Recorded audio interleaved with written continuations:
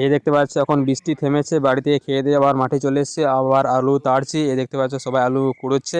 আর এখন 9:30 বাজছে। এদিকে দেখতে পাচ্ছ বৌদি আলু কুড়োচ্ছে, আমার মা আছে, সুশীল দাদা আছে, আমার ভাই আছে, আমার বাবা আছে। বৌদিদের আমি 3 দিন আলু কুড়িয়েছিলাম, সেই জন্য আমাদেরকে সহযোগিতা করছে। আর দেখতে পাচ্ছ 2জন টানছে, কারণ প্রচুর ঘাস আছে।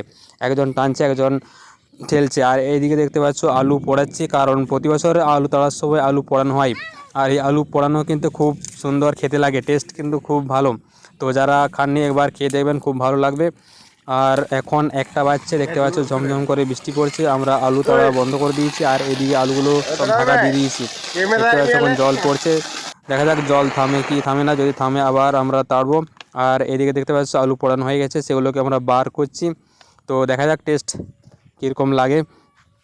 দেখতে পাচ্ছ 1 গামলা।